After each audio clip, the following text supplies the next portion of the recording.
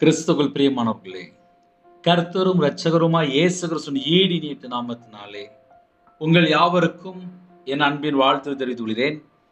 தேவன் அருளிய அப்பம் பிரேயர் மினிஸ்டர் சேனல் மூலியமாக உங்களோடு சந்திப்பதில் மிகுந்த மகிழ்ச்சி அடைகிறேன். தினம்தோறும் இரவு நேரத்திலே பரிசுத்த வேதாந்தத்திலிருந்து ஒரு பகுதியை தியானித்து நம்முடைய குடும்ப பாதுகாப்பிற்காக நாம் ஜெபிக்கிறோம். தூங்கும் முன்பாக கேளுங்கள். 39ஆம் சங்கீதம் 1 முதல் 3 ஆகிய வசனங்கள். என் நாவினால் பாவம் செய்யாதபடிக்கு நான் என் வழிகளை காத்து, துன்மார்க்கன் எனக்கு முன்பாக இருக்கும் மட்டும் என் வாயை கடிவாளத்தால் அடக்கி வைப்பேன் என்றேன். நான் மௌனமாகி ஊமையனாயிருந்தேன், நலமானதையும் பேசாமல் அமர்ந்திருந்தேன். ஆனாலும் என் துக்கம் அதிகரித்தது, என் இருதயம் எனக்குள்ளே அனல் கொண்டது. நான் தியானிக்கையில் அக்கினி மூண்டது. அப்பொழுது என் நாவினால் விண்ணப்பம் செய்தேன். ஹல்லேலூயா. கிறிஸ்துவுக்குள் பிரியமானவர்களே, என் நாவினால் பாவம் செய்யாதபடிக்கு நான் என் வழிகளை காத்து. ஒரு குடும்பம் ஆசீர்வதிக்கப்படணும் என்றால் பேசுற வார்த்தை முக்கியம். துதித்தலும் சபித்தலும் ஒரே நாவிலிருந்து புறப்படலாகாது. தேவனை துதிக்கிறோம், தேவனால் உண்டாக்கப்பட்ட மனுஷனை சபிக்கிறோம். தேவனை இரவு மூலமா துதிக்கிறோம், ஆனா வாயில பேசுற வார்த்தையில சபிக்கிற வார்த்தை புறப்படுதான்.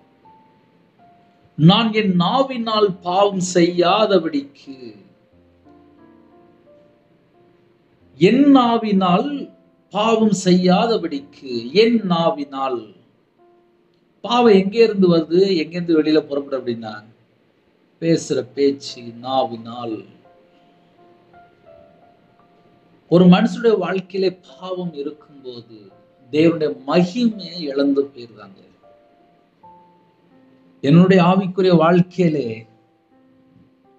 வளரணும் அப்படின்னு சொல்லி நான் கையில பைபிள் எடுத்து பல மணி நேரம் உட்கார்ந்து தியானிக்கும் போது, வாசிக்கும் போது, தேவனுடைய சமூகத்திலே காத்திருக்கும் போது எப்பொழுதுமே ஜெபத்துல ஒரு வார்த்தை சொல்லுவேன், பாவியா என் மேல கிருபையா இருங்கப்பா அப்படின்னு. என்னைக்கு கையில பைபிள் எடுத்து வாசித்து என்னுடைய சமூகத்துல எந்தெந்த காரியம் இருக்கு, என்னுடைய கண் என்ன பார்க்கு, என்னுடைய சிந்தனை என்ன செய்யுது, என் இருதயத்துக்குள்ள கத்தரை விட்டு தள்ளி போற காரியம் இருக்கா, நான் காதுல கேட்கிற சத்தம் என்ன சத்தம், நான் தேவனுக்கு பிரியமான இடத்துல தான் நிக்கிறேனா, தேவனுக்கு பிரியமில்லாத இடத்துல நான் நிக்கிறேனா, இதெல்லாம் யோசித்து பார்க்க ஆரம்பிச்சேன்.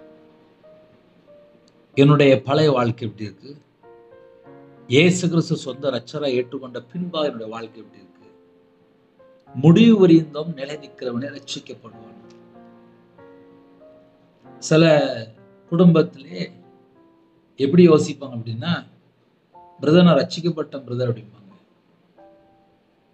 ரட்சிக்கப்பட்ட பின்பாக, ஞானஸ்தானம் எடுத்த பின்பாக, அபிஷேகம் பண்ணப்பட்ட பின்பாக நம்முடைய வாழ்க்கையிலே ஜென்ம சுபாவம், மாம்சத்தினுடைய கிரியை, பழைய சுபாவம், பழைய காரியங்கள், சுயம், இது ஏதாவது நம்ம கூட வருதா, அதை நம்ம கொஞ்சம் ஆழமா பார்த்தால் நலமா இருக்கும்.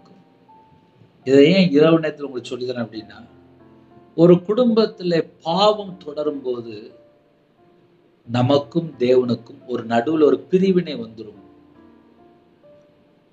ஆவிக்குரிய வாழ்க்கையிலே வளரணும், பரிசுத்தாவினால் நிரப்பப்படணும், அபிஷேகத்தினால் நிரப்பப்படணும், என் குடும்பம் ஆசீர்வாதமா இருக்கணும், என் வீட்டுக்குள்ள எனக்கு சமாதானம் வேணும், என் குடும்பம் தேவனுக்கு பிரியமானபடி இருக்கணும் அப்படின்னு சொல்லி யாரெல்லாம் கர்த்தருடைய பிள்ளைகள் இணைந்திருக்கிறீங்களோ, 24 மணி நேரம் வாழ்க்கையிலே நம்ம யார்கிட்ட பேசுறோம், என்ன பேசுறோம், அந்த வார்த்தை எப்படிப்பட்ட வார்த்தை, அதை நம்ம கொஞ்சம் ஆழமா போய் யோசித்து பார்த்தால் நம்ம குடும்பம் ஆசீர்வதிக்கப்படும். அப்படின்னா என்ன பிரதர் அர்த்தம் அப்படின்னா, பேசுற வார்த்தையிலே நம்ம நீதிமான் என்று தீர்க்கப்படுவோம். பேசுற வார்த்தையினாலே குற்றவாளி என்று தீர்க்கப்படுவோம். நீதிமான் சிரசின் மேலே ஆசீர்வாதம் தங்கி இருக்கும். இயேசு கிறிஸ்துவின் இரத்தத்தினாலே கழுவப்பட்டு அவருடைய நியமங்களை கைக்கொண்டு அவருடைய கட்டளைப்படி நடந்து உண்மையாய் இருப்பானாகில் அவனே நீதிமான். தேவன் அருளிய வேதம் அவன் இருதயத்தில் இருக்கிறது. நம்ம இருதயத்துக்குள்ளே தேவன் அருளிய வேதம் இருக்கும்போது ஒன்றும் பிசகுவதில்லை, நடைகளிலே ஒன்றும் பிசகுவதில்லை.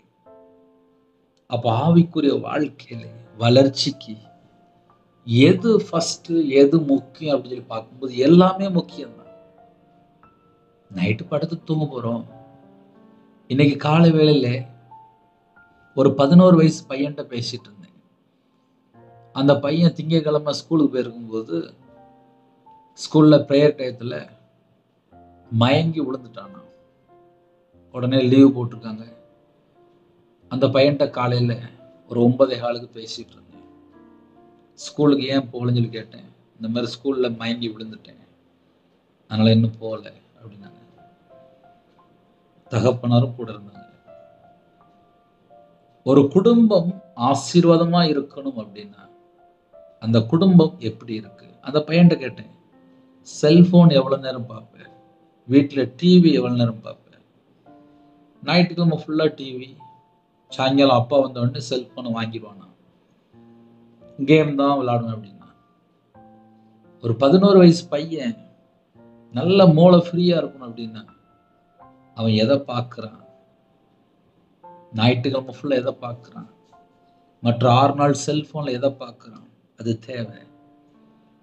என் நாவினால் பாவம் செய்யாதபடிக்கு, என் நாவினால் பாவம் செய்யாதபடிக்கு.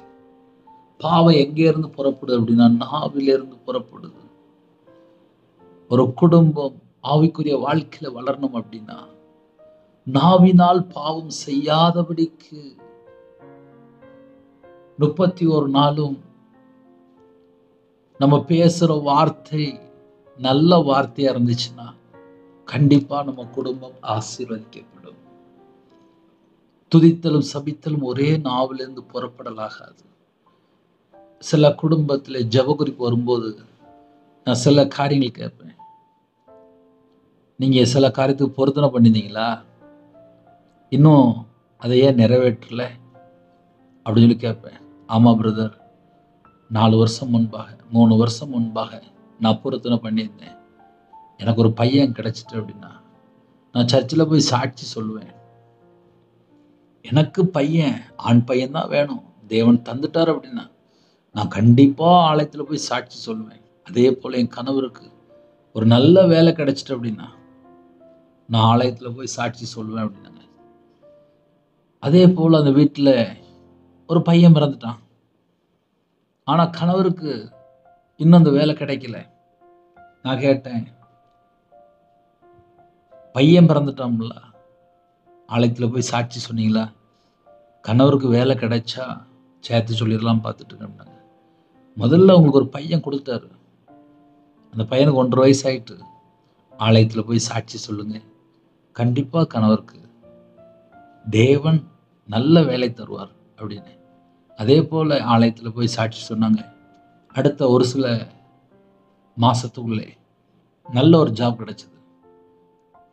நாவினால் பொருத்தனை பண்ணிடுவாங்க, ஆனா பொருத்தனை பண்ணிட்டு மறந்துடுவாங்க. அது ஒரு பாவம் தான்.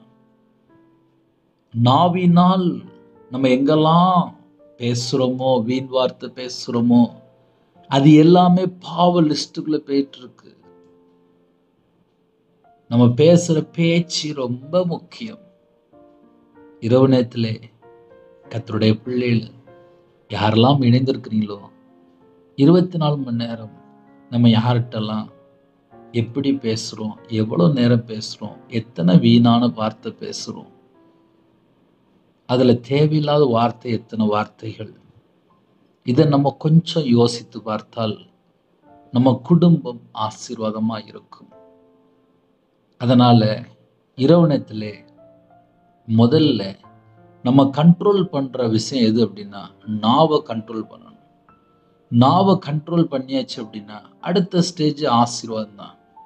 அதே நேரத்துல ஒரு மனுஷன் துன்மார்க்கனா இருக்கானா, அந்த இடத்துல நம்ம என்ன பிரதர் செய்யணும் அப்படின்னா, மௌனமா இருக்கணும். ஒரு மனுஷன் துன்மார்க்கன்னு சொல்லி தெரிஞ்சுட்டு, அவங்க விக்கிரகத்துக்குள்ள இருக்காங்க, அவங்க பாவத்துக்குள்ள இருக்கிறாங்க, அவங்க அக்கிரமத்துக்குள்ள இருக்காங்க, அவங்க பலவிதமான பாவத்துக்குள்ள இருக்காங்க.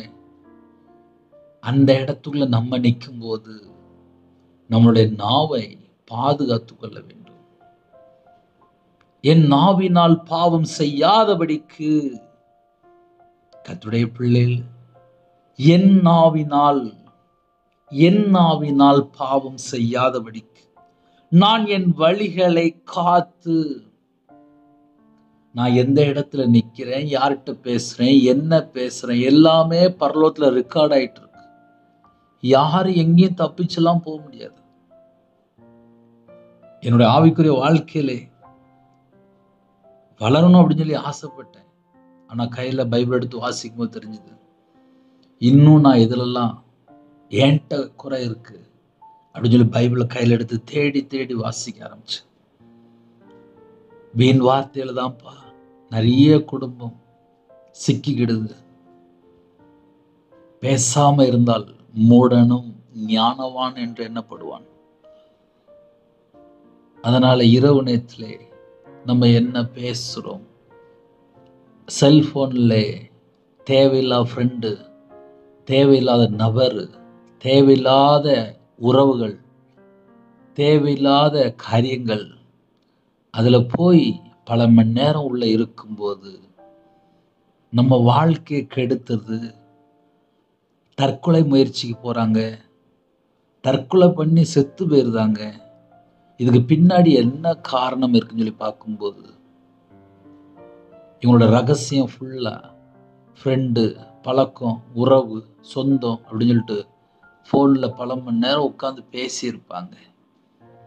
4 வருஷம் முன்பாக ராத்திரி 11 மணிக்கு ஒரு திருமணம் முடிந்த ஒரு சகோதரி, அண்ணே என் குடும்பத்துக்காக ஜெபம் பண்ணிக்கோங்க அப்படின்னா, ஏம்மா உனக்கு ஜெபம் பண்ண வேண்டாமா அப்படின்னு சொல்லி கேட்டேன். எனக்கு வேண்டாம்னே, எங்க அம்மா அப்பா நல்லா இருக்கணும், என் தம்பி நல்லா இருக்கணும் அப்படின்னுங்க. அப்போ நீ நல்லா இருக்க வேண்டாமா அப்படின்னு சொல்லி கேட்டேன். இல்லை அவங்களுக்கு மட்டும் ஜெபம் பண்ணுங்களேன். உடனே அவங்க சொன்ன ஜெப குறிப்புக்கு ஜெபம் பண்ணிட்டேன். ஜெபம் பண்ணி முடிச்சுட்டு அந்த மகள்கிட்ட ஒரு 2 நிமிஷம் பேசினேன். அந்த மகள் சொன்னா, இன்னைக்கு ராத்திரி இதானே கடைசி, ஏம்மா அப்படின்னு. எனக்கு வாழ பிடிக்கலன்னு, நான் தற்கொலை பண்ணிக்கலாம்னு சொல்லி நினைக்கிறேன். ஏன்? என் கணவர் என்னை ஏமாத்திட்டாரு. எப்படி அப்படின்னு சொல்லி கேட்டேன். வாலிப வயசுல பழகி திருமணம் முடிச்சு குடும்பத்துக்கு தெரியாம அப்புறம் அந்த மகன் ஏமாத்திட்டான். அதை தாங்க முடியல அந்த மகளுக்கு. கண்ணீரோடு பேசிட்டு இருந்தா அந்த மகளுக்கு இயேசு கிறிஸ்து எப்படிப்பட்டவர் என்ற சுவிசேஷத்தை அறிவிக்கும் போது அந்த நாள் முடிவை மாத்திக்கிட்டான். இன்றும் அந்த மகள் உயிரோட இருக்கான்.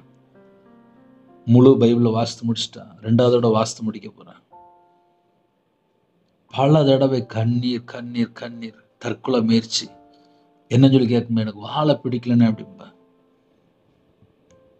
ஒரு குடும்பத்திலே தேவையில்லாத நபர்கிட்ட பேசி பழகும் போது அதனுடைய முடிவு எங்க வரைய போகுது அப்படின்னா, தற்கொலை முயற்சி வரைய போகுது. ஒரு குடும்பத்திலே 43 வயசு ஒரு தாயார் ஜெபிக்க வந்தாங்க. என்ன ஜெப குறிப்புன்னு சொல்லி கேட்டேன். எனக்கு பயமா இருக்குன்னு. எதனால பயப்படுறீங்க? ஃபோன் மூலியமாக ஒரு நபர்கிட்ட பேசினேன். என்னுடைய ஃபோட்டோ, என்னுடைய சில டீட்டெயில் கொடுத்தேன். அதுக்கப்புறம் இன்னும் கொஞ்சம் பழகினேன். லாஸ்ட் என்னாச்சு, ஒரு 1 லட்ச ரூபா எனக்கு கொஞ்சம் அர்ஜென்ட்டாக தேவை இருக்குது அப்படின்னாங்க. என்கிட்ட பணம் இருந்துச்சு, நான் கொடுத்தேன். இப்போ என்னை பிளாக்மெயில் பண்ணுறாங்க, இன்னும் லட்சமாக பணம் கேட்குறாங்க. எனக்கு பயமாக இருக்குது அப்படின்னாங்க. அவங்க யாரு அப்படின்னு சொல்லி கேட்டேன். அவங்க வேற நாடு, அவங்க யாருன்னு எனக்கு தெரியாது. ஃபோனில் பேசிட்டு இருந்தேன், அப்படியே பழகிச்சு. ஆக மொத்தம் 1,00,000 ரூபாய் பணமும் போயிட்டு, இப்ப என் நம்பர்ல உள்ள எல்லாவற்றையும் அவங்களுக்கு தெரியும்.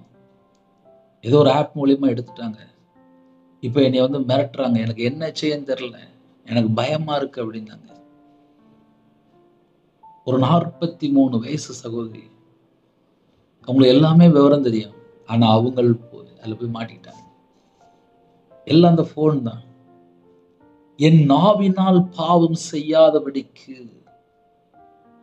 ஒரு மனுஷனுடைய வாழ்க்கையில பாவம் எங்கேருந்து வருது அப்படின்னா செல்போன் மூலியமாவே நிறைய பாவம் வருது. தேவையில்லாத நபர்கிட்ட பல மணி நேரம் உட்கார்ந்து பேசுறது, செல்போன்ல அப்படியே நைட் அப்படியே பேசுறது, அப்படியே தூங்கிடுறது. நிறைய குடும்பத்துல இது நார்மலா நடக்குது. வீண் வார்த்தையினாலே பாவம், வீண் வார்த்தையினாலே பாவம், வீண் வார்த்தையினாலே பாவம். ஒரு மனுஷனுடைய வாழ்க்கையில சிந்தனைக்குள்ளே தேவையில்லாத காரியங்கள் இருக்குமானால் அதுவே ஒரு குடும்பத்துக்கு பெரிய பெரிய பிரச்சனையா மாறிடுது. நைட் நேரத்துல சில குடும்பத்திலே இருதயம் ஃபுல்லா பாரமா இருக்கு. என்ன காரணம்? அவங்களோட ஃப்ரெண்ட்ஷிப் யாரு? அவங்களுடைய தொடர்பு யாரு? அவங்க யார்கிட்ட பழகுறாங்க? இதை நம்ம கண்டுபிடிச்சாச்சுனால ஒரு குடும்பம் தெளிஞ்சிரும். தேவன் அருளி அப்ப மினிஸ்டர் மூலியமா கேட்குறீங்களா? இரவு நேரத்துல செய்தி கேட்குறீங்களா? ஆவிக்குரிய வாழ்க்கையில வளர்றதுக்கு பிரயோஜனமா இருக்கா? என் நாவினால் பாவம் செய்யாதபடிக்கு. இன்னைக்கு நிறைய குடும்பத்துல பாவம் எங்கேருந்து வெளியில போகுது? நம்ம பேசுற வார்த்தையில நிறைய காரியங்கள் கர்த்தருக்கு பிரியமில்லாத வார்த்தைகள். அதனாலதான் நம்மளுடைய வாழ்க்கையில நிறைய பிரச்சனைகளை நம்ம சந்திக்க வேண்டியிருக்கு. இது நிறைய குடும்பத்துல நார்மலா நடக்கும். சில குடும்பத்துல பிள்ளைகளோட வாழ்க்கையில படிப்பு போயிடும். ஏன் படிப்பு போச்சு அப்படின்னு சொல்லி பார்க்கும்போது வாலிப வயசுல தேவையில்லாத ஃப்ரெண்ட்ஷிப். நிறைய பையங்களுடைய வாழ்க்கை பாதியிலேயே முடிஞ்சிருது. என்ன காரணம் சொல்லி பார்க்கும்போது படிக்க போன இடத்துல தேவையில்லாத ஃப்ரெண்ட்ஷிப்போட பழகி எல்லாம் அந்த நாவு தான். சும்மா இருக்கும்போது ஃப்ரெண்டோட போய் பேசுறது. நிறைய வீட்டுக்குள்ள பையன்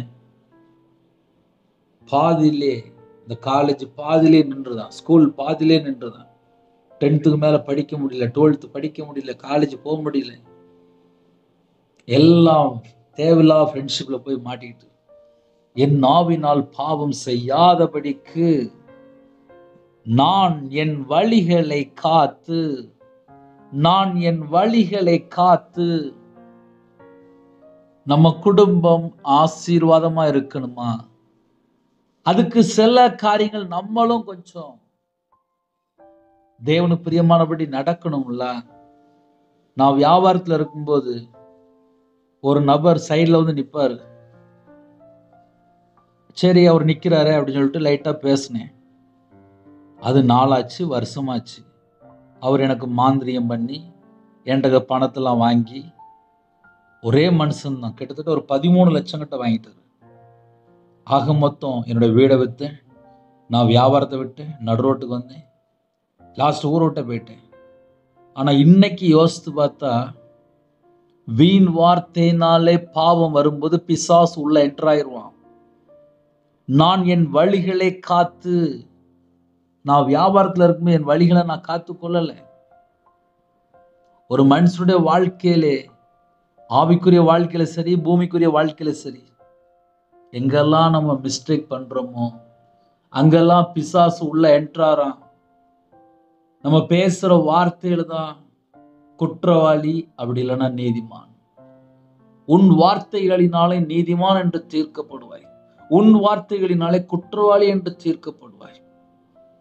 அப்ப கர்த்தருடைய பிள்ளைகள் இரவு நேரத்திலே யாரெல்லாம் இந்த செய்தி கேட்கிறீங்களோ, ஆசீர்வாதம் வேணும் அப்படின்னா எனக்கும் தேவனுக்கும், எனக்கும் தேவனுக்கும் நடுவுல தேவையில்லாத எத்தனை காரியங்கள் இருக்கு.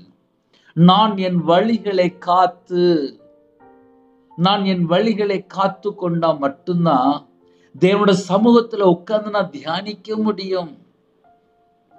தேவனுடைய சமூகத்துல உட்கார்ந்து தியானிக்கணும், வேதத்தை தியானிக்கணும் அப்படின்னா தேவையில்லாத ஃப்ரெண்ட்ஷிப் இருக்கக்கூடாது, தேவையில்லாம பேசுறது இருக்கக்கூடாது, தேவையில்லாத நேரத்தை வேஸ்ட் பண்ற எந்த ஒரு காரியம் இருக்கக்கூடாது. இன்னைக்கு நிறைய குடும்பத்துல கையில பைபிள் எடுத்து ஏன் வாசிக்க முடியல? என்ன தடை? நம்ம கையில இருக்க செல்போன் பல மணி நேரம் நம்ம நேரத்தை வேஸ்ட் பண்ணிடுது. அதுல தேவையில்லாத நபர்கிட்ட பேசுறது, தேவையில்லாத வீடியோ கால், தேவையில்லாத ஆடியோ கால், தேவையில்லாம பல மணி நேரம் நேரத்தை வேஸ்ட் பண்ணும்போது ஆசீர்வாதம் இருக்காது.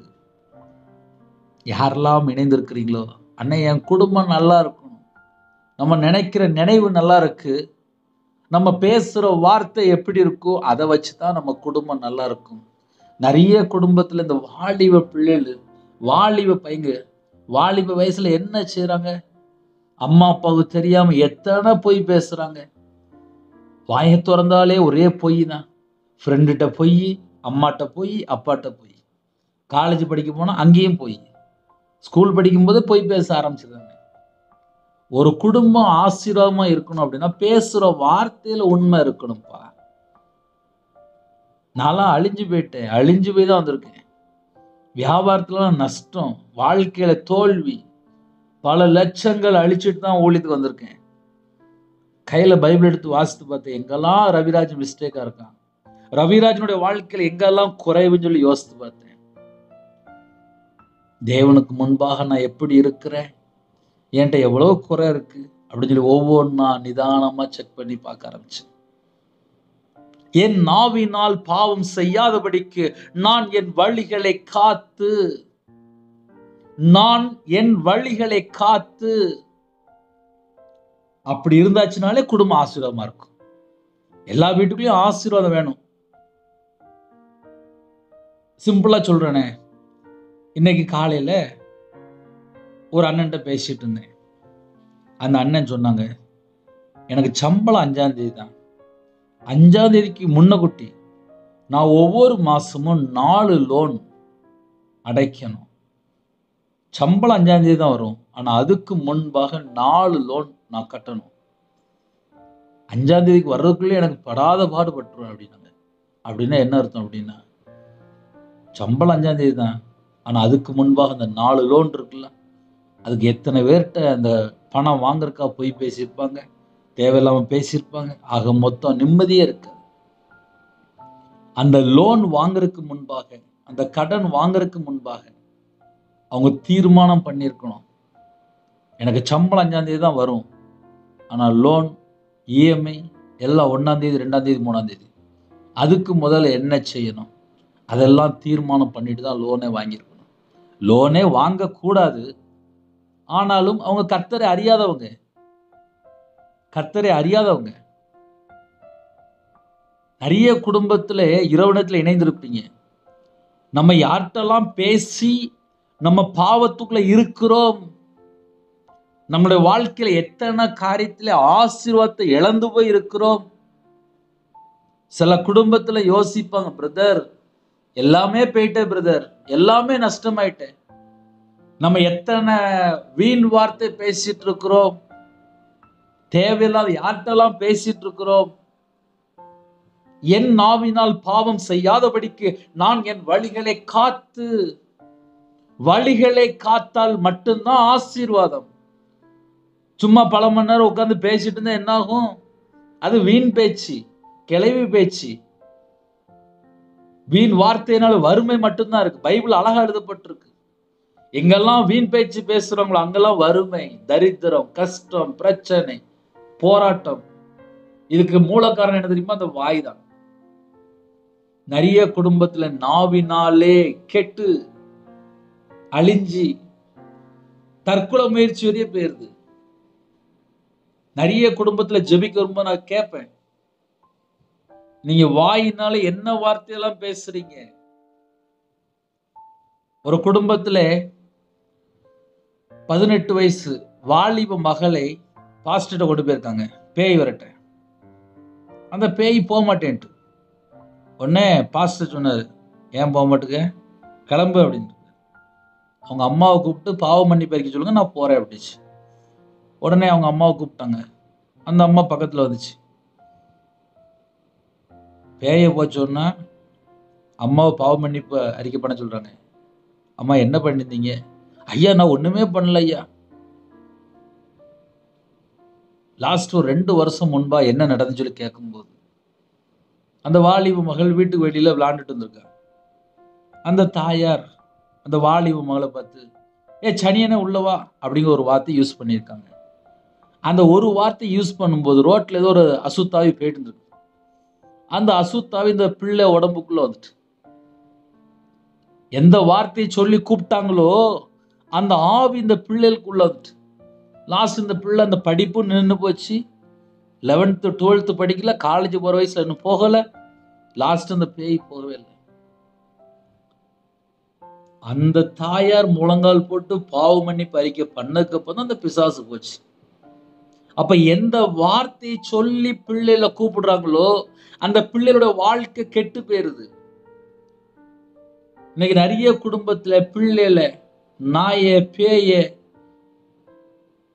மாடு ஒவ்வொரு பெயரை சொல்லி கூப்பிடுறது. அதுல சில குடும்பத்தை சொல்லும்போது இன்னும் கொஞ்சம் ஒரு வேடை சொல்லுவாங்க, பண்ணி அப்படிங்கிற ஒரு வேடை யூஸ் பண்ணுவாங்க. சில மிருகத்தினுடைய பெயரை சொல்லி பிள்ளைய கூப்பிடுறது. அந்த பிள்ளைகளோட வாழ்க்கை பின்னாட்கள்ல ஆசீர்வாதமா இருக்கணும் அப்படின்னா பிள்ளைகளுக்கு என்ன பெயர் வச்சிருக்கோம், என்ன பெயர் சொல்லி கூப்பிடுறோம்.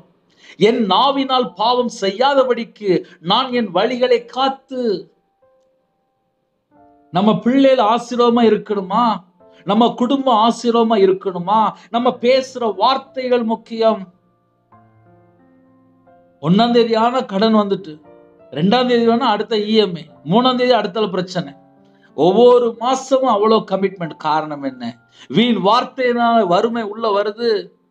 ஒவ்வொரு குடும்பத்துக்குமே வீண் வார்த்தை, வீண் வார்த்தை, வீண் வார்த்தை, வீண் வார்த்தை. எத்தனை குடும்பத்துக்குள்ளே நிம்மதி இல்லாம இருக்கிறாங்க.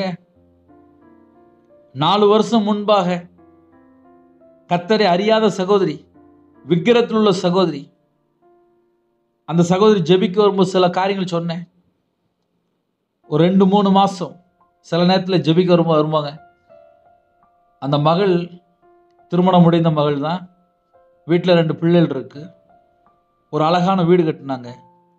வீடு கட்டின உடனே லட்ச லட்சமா கடன் கூடிட்டு, அதுக்கப்புறம் கொஞ்ச நாள் ஆளே காணோம். என்னன்னு சொல்லி கேட்டேன். நான் பக்கத்தில் இப்போ ஒரு இடத்துக்கு வேலைக்கு போறேன். என் கணவர் வெளிநாட்டுக்கு போயிட்டாரு. என் 2 பிள்ளைகள் சாயங்காலம் வரது வரையும் வீட்டில் செல்போன் இல்லை டிவி பார்த்துட்டு இருப்பாங்க. நான் வேலையை முடிச்சுட்டு அதுக்கப்புறம் பிள்ளைகளை கவனிச்சுக்கிடுவேன். நைட் ஆனால் நானும் என் பிள்ளைகள் தான் இருப்போம். என் கணவர் வெளிநாட்டில் வேலை பார்க்க இருக்கிறது போதும் சொல்லி நினைக்காமல் பல லட்சங்களுக்கு வீடு கட்டும் போது அந்த கடன் அடைக்க கணவர் பக்கத்துல இல்லை, பிள்ளைகளை கவனிக்க அம்மா பக்கத்துல இல்லை. அம்மாவும் வேலைக்கு போயிட்டாங்க, அப்பாவும் வேலைக்கு போயிட்டாங்க. அந்த பிள்ளைகள் ஸ்கூலுக்கு போயிட்டு வந்து உட்கார்ந்துருக்கு. அதுக்கப்புறம் பிள்ளைகள் அம்மா அப்பா வந்ததுக்கு அப்புறம் தான் சாப்பிடணும். இருக்கிறது போதும் என்று நினைத்தால் கடன் வந்திருக்காது, குடும்பம் பிரிஞ்சு போகாது. அதுக்கப்புறம் வெளிநாட்டு போனதுக்கு அப்புறம் என் கணவர் என்கிட்ட பேசல. ஒரு பயம். அங்க எப்படி இருக்காரோ ஒரு பயம். இருக்கிறது போதும், அந்தந்த நாளுக்கு தேவன் எங்களுக்கு தந்துட்டு இருக்காரு அப்படின்னு சொல்லி ஒரு குடும்பம் வாழ்ந்தால் ஆசீர்வாதம். நம்ம வேதத்தை தியானிக்கணும், தேவனோட சமூகத்துல உட்காரணும் அப்படின்னா நம்ம என்னெல்லாம் பேசுறோம். என் நாவினால் பாவம் செய்யாதபடிக்கு நான் என் வழிகளை காத்து. அதுக்கப்புறம் தான்ப்பா கையில பைபிள் எடுத்து வாசித்து உட்கார முடியும். ரவிராஜும் உலகத்துக்குள்ளதான் இருக்கேன், நானும் உலகத்துக்குள்ளதான் போயிட்டு வரேன். இரவும் போலமா வேதத்தை தியானிக்கணும் அப்படின்னா உலகத்துல எல்லா காரியத்தையும் வெறுத்தா மட்டும்தான் நானும் கையில பைபிள் எடுத்து வாசிக்க முடியும். மனுஷன்ட்ட போய் 1/2 மணி நேரம் 1 மணி நேரம் வீண் வார்த்தை பேசினால் என் வாழ்க்கையிலையும் ஆவிக்குரிய வாழ்க்கையில கையில பைபிள் எடுத்து வாசிக்க முடியாது. யாரெல்லாம் இணைந்திருக்கிறீங்களோ எத்தனை வீணான வார்த்தைகள், எவ்வளவு நேரம் தேவையில்லாம பேசுறோம். இதெல்லாம் நம்ம கொஞ்சம் நம்முடைய சிந்தனைக்காக நம்ம லைட்டா கண்டுபிடிக்கணும். பேசுற வார்த்தை உண்மையிலே தேவனுக்கு பிரியமான வார்த்தை தானா? நம்ம நார்மலா யோசித்து பார்ப்போமே. அதனால இரவு நேரத்திலே நம்ம எந்த இடத்துல இருக்கிறோம் தேவனுக்கு தெரியும். துன்மார்க்கன் எனக்கு முன்பாக இருக்க மட்டும், துன்மார்க்கன் எனக்கு முன்பாக இருக்க மட்டும் என் வாயை கடிவாளத்தால் அடக்கி வைப்பேன் என்றேன். முதல்ல இவ்வளவு நேரம் நான் பேசினேன். இப்ப நம்ம செய்திக்குள்ள போயிட்டு இருக்கோம். துன்மார்க்கன் எனக்கு முன்பாக இருக்கு மட்டும் என் வாயை கடிவாளத்தால் அடக்கி வைப்பேன் என்றேன். கடன் வாங்கி சில குடும்பத்துல தற்கொலை. என் வாழ்க்கையிலே கடன் வாங்கி சொந்த தேசத்தை விட்டுட்டு போயிட்டேன். என்ன கடன் ஜாஸ்தி, நிம்மதி இல்லை, சமாதானம் இல்லை. பல நாட்கள், பல வருஷங்கள் புலம்பன நாட்கள் உண்டு. தனிமை, ஐயோ அழிஞ்சு போயிட்டேனே. அதுக்கு பின்னாடி என்ன காரணம் சொல்லி பார்க்கும்போது, கூட இருக்கிற மனுஷன் எனக்கு மாந்திரியம் பண்ணிட்டான். அந்த மனுஷன் எப்படி மாந்திரியம் பண்ணுனா அப்படி சொல்லி கொஞ்சம் ஆழமா போய் யோசித்து பார்க்கும்போது, சும்மா இருக்கும்போது தேவையில்லாம வீண் வார்த்தை, வியாபாரத்தில் இருக்கும்போது எவ்வளவு ரூபா லாபம் கிடைக்கும் அப்படி சொல்லி எல்லாமே கால்குலேஷன், எல்லாமே பேசிட்டு இருக்கும்போது அப்போ இவங்களுக்கு நிறைய பணம் சொல்லி மாந்திரியம் பண்ணிட்டாங்க. பிசினஸ்ல இருக்கும்போது இதெல்லாம் என்னுடைய வாழ்க்கையில நஷ்டப்பட்ட காரியங்கள். கூடயே தான் இருப்பார். 13 லட்சம் மாந்திரியம் பண்ணி ஏமாத்தி பணம் வாங்கினாங்க. சரி, எனக்கு பணம் போயிட்டு நான் நஷ்டப்பட்டு நான் ஊழியத்துக்கு வந்தேன். ஆனால் நான் ஊழியத்துக்கு வந்ததுக்கப்புறம் என்கிட்ட எந்த மனுஷன் ஏமாத்தினானோ அந்த மனுஷன் தூக்கு போட்டு செத்து போயிட்டான். இதுதான் ஒரு மனுஷனுடைய முடிவு. நம்மளை யாராவது ஏமாத்துறாங்களா, அவங்களுடைய முடிவு நல்லா இருக்காது. நம்ம பார்த்தா கஷ்டப்பட்டிருப்போம், வேதனைப்பட்டிருப்போம். நடுரோட்டுக்கு என்னால வந்துட்டேன். அந்த வீண் வார்த்தையினால இவ்வளவு பிரச்சனை இருக்கு. ஆவிக்குரிய வாழ்க்கையிலே இந்த மாசம் ஆசீர்வாதம் வேணுமா? பேசுற வார்த்தைகள், யார்கிட்ட பேசுறோம், என்ன பேசுறோம், ஏன் பேசுறோம், எல்லாமே கொஞ்சம் டீப் ஆழமா யோசித்து பாருங்க. கூடயே ஃப்ரெண்டு இருப்பாங்க. நிறைய ஜெபக்குறிப்பு வரும். அண்ணே 1 லட்ச ரூபா வாங்கினாங்கண்ணே, தரமாட்டுக்காங்கண்ணே. என் 3 பவுன் நகை கொடுத்தேன், தரமாட்டுக்காங்கண்ணே. எப்படிம்மா கொடுத்தீங்க, எப்படி கொடுத்தீங்க சார்? என் கூடயே தான் இருப்பாங்க, பக்கத்துல தான் இருப்பாங்க, பேசுவாங்க, ரொம்ப அன்பா இருப்பாங்க. அவங்களுக்கு ஒரு நாள் பிரச்சனை வந்துச்சு, கொடுத்தேன். இப்போ பார்த்தா ஃபோன் அடிச்சா எடுக்க மாட்டுக்காங்க, பேச மாட்டுக்காங்க. இப்படி நிறைய ஜெப குறிப்பு. என் நாவினால் பாவம் செய்யாதபடிக்கு நான் என் வழிகளை காத்து. அடுத்த பாயிண்ட் ரொம்ப முக்கியம். துன்மார்க்கன் எனக்கு முன்பாக இருக்கு மட்டும். நமக்கு முன்பாக யாராவது துன்மார்க்கமான ஒரு மனுஷன் இருக்கிறானா, உடனே நம்ம என்ன செய்யணுமா? என் வாயை கடிவாளத்தால் அடக்கி வைப்பேன். என் வாயை கடிவாளத்தால் அடக்கி வைப்பேன். ஹல்லேலூயா. அப்ப இந்த இரவு நேரத்திலே கர்த்தருடைய பிள்ளைகள் எப்படி வாழணும், அதை நம்ம தான் யோசித்து பார்க்கணும். ஒருவேளை நமக்கு முன்பாக யாராவது துன்மார்க்கமான ஒரு மனுஷன் இருக்கிறானா, எனக்கு முன்பாக இருக்கும் மட்டும் என் வாயை கடிவாளத்தால் அடக்கி வைப்பேன். என் வாயை கடிவாளத்தால் அடக்கி வைப்பேன். என் வாயை கடிவாளத்தால் அடக்கி வைப்பேன். அப்படி வச்சா மட்டும்தான்ப்பா ஆசீர்வாதம். இஷ்டம் போல வீண் கதையெல்லாம் பேசிட்டே இருந்தா வீட்டில் ஒரு நாளும் பணமே இருக்காது. எல்லாம் யாராவது வாங்கிட்டு போயிடுவாங்க. என் வாழ்க்கையில் நான்லாம் கொடுத்துருக்கேன், ஏமாந்துருக்கேன். அதனால நான் தைரியமா சொல்ல முடியும். துன்மார்க்கன் எனக்கு முன்பாக இருக்கு மட்டும் என் வாயை கடிவாளத்தால், வாய்க்கு பூட்டு போட்டுருணுமா? சிம்பிளா சொல்லணும்னா வாய்க்கு பூட்டு போட்டாச்சுன்னா எல்லா பிரச்சனையும் கிளியர். என் வாயை கடிவாளத்தால் அடக்கி வைப்பேன் என்றேன். அந்த தீர்மானம் நம்முடைய வாழ்க்கையில என்னைக்கு ஆரம்பிக்கோ அன்னைக்கு தான் நம்ம கையில பைபிள் எடுத்து நிம்மதியா உட்காந்து தியானிக்க முடியும். ஏன்னா நம்ம வீண் வார்த்தை பேசல, பாவம் பண்ணல, தேவையில்லாம தேவோட மகிமையை நம்ம இழந்து போகல, நம்ம நல்லா இருப்போம். ஆதாம் ஏவாள் சர்ப்பத்திட்ட போய் சிக்கி கொண்டாங்க. என்ன காரணம்? சர்ப்பம் டெய்லி வந்து பேசிட்டே இருந்துச்சு. இவங்க சர்ப்பத்தோட பேசிட்டு இருந்துக்காங்க, இவங்க லாக் ஆயிட்டாங்க. அதே போல நம்ம கூட இருக்கிறவங்க யாரு சர்ப்பம் சொல்லி நமக்கு தெரியாது. வேஷம் போடுற மனுஷன் சொல்லி போட்டிருக்கு. யாரு வேஷம் போட்டு நம்ம முன்னாடி வந்து நிக்க தெரியாது. இப்ப நான் ஏமாந்துருக்கேன். வேஷம் போட்டு மனுஷன் முன்னாடி வரும்போது நான் ஏமாந்துருக்கேன். ஏமாந்தவனுக்கு தான் அந்த வலி பெயின்னா என்ன சொல்லி தெரியும். நான் 1 லட்சம் இல்லை, 2 லட்சம் இல்லை, பல லட்சங்கள் ஏமாந்துருக்கேன். ஆனா நித்திய ஜீவனை இழந்து போயிடக்கூடாது. நித்திய ஜீவனை இழந்து போயிடக்கூடாது. துன்மார்க்கன் எனக்கு முன்பாக இருக்கும் மட்டும் என் வாயை கடிவாளத்தால் அடக்கி வைப்பேன் என்றேன். இது தீர்மானம். அடுத்தாப்புல நான் மௌனமாகி. இப்ப நான் மறுபடியும் முதல் வசனம் வாசிக்கேன். என் நாவினால் பாவம் செய்யாதபடிக்கு நான் என் வழிகளை காத்து. அப்ப இதெல்லாம் நம்ம மேல விழுந்த கடமை. எப்படி 24 மணி நேரத்துல நம்ம காலையில குளிக்கிறோம், நைட் வந்து ரீஃப்ரெஷ் ஆகிறோம், இதெல்லாம் நம்ம மேல விழுந்த கடமை. அதே போல என் நாவினால் பாவம் செய்யாதபடிக்கு நான் என் வழிகளை காத்து. என் அப்படின்னு சொல்லி வருது. துன்மார்க்கன் எனக்கு முன்பாக இருக்கும் மட்டும் என் வாயை கடிவாளத்தால் அடக்கி வைப்பேன். இதெல்லாம் நம்ம மேல விழுந்த கடமை தான். நான் மௌனமாகி ஊமையனாய் இருந்தேன், நலமானதையும் பேசாமல் அமர்ந்திருந்தேன். அடுத்தாப்புல ஒரு பாயிண்ட் இருக்கு. எனக்கு முன்பாக ஒரு துன்மார்க்கன் இருக்கிறான், நலமானதையும் பேசாமல் அமர்ந்திருந்தேன். நமக்கு முன்பாக ஒரு துன்மார்க்கன் இருக்கும்போது நலமானதையும் பேசாமல் அமர்ந்திருந்தேன், ஆனாலும் என் துக்கம் அதிகரித்தது. எனக்கு முன்பாக இருக்கிற ஒரு துன்மார்க்கன் தான், அதனால நான் பேசாம அமைதியா இருந்துட்டேன், என் வாய்க்கு போட்டுக்கிட்டேன், நான் என் வழியை பத்திரமா காத்து கொண்டேன், ஆனாலும் என் துக்கம் அதிகரித்தது. சில குடும்பத்துல நைட் நேரத்துல என்ன இருக்கு? துக்கம் மட்டும்தான் இருக்கு. நைட் நேரத்துல நிறைய குடும்பத்துல துக்கம் மட்டும்தான், நிம்மதியே இருக்காது. இதெல்லாம் நிறைய குடும்பத்துல இருக்கு. 3வது வசனம், என் இருதயம் எனக்குள்ளே அனல் கொண்டது, நான் தியானிக்கையில் அக்கினி மூண்டது, அப்பொழுது என் நாவினால் விண்ணப்பம் செய்தேன்.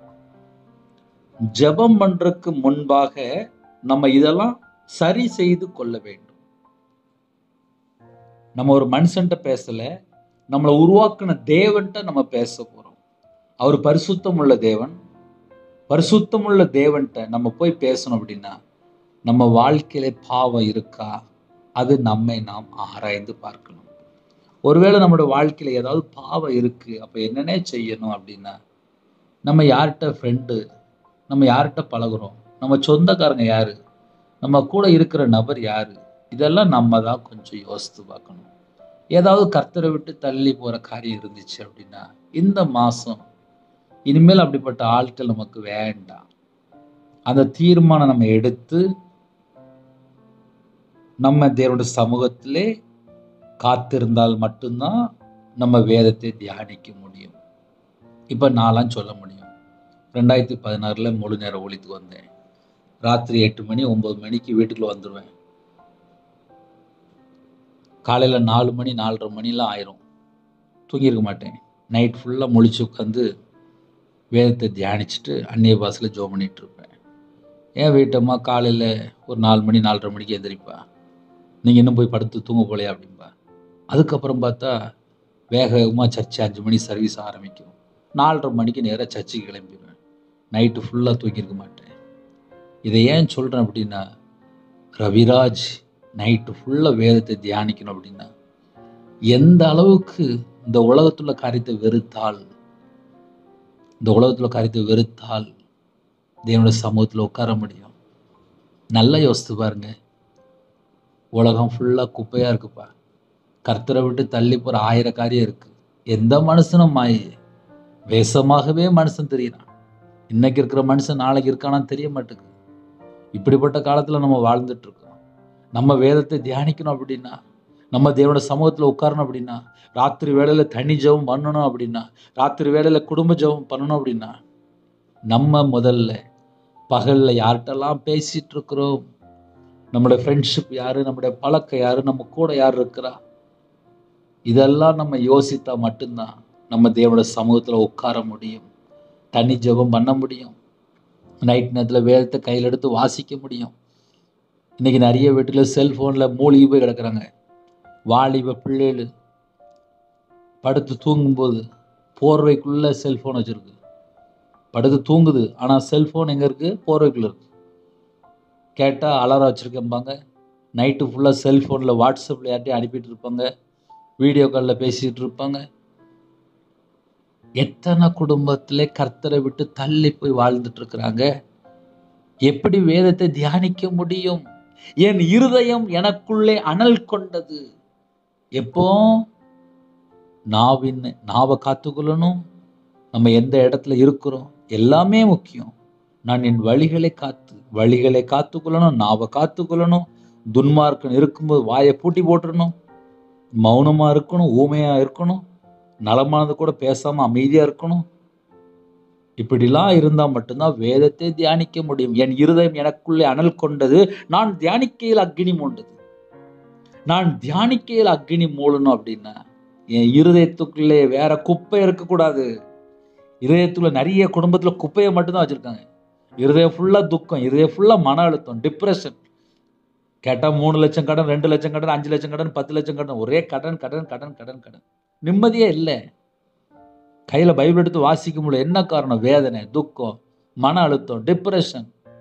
இதுதான்ப்பா நிறைய வீட்டுக்குள்ள இருக்கிற பிரச்சனை. நான் உள்ளதை சொல்லிட்டு இருக்கேன்.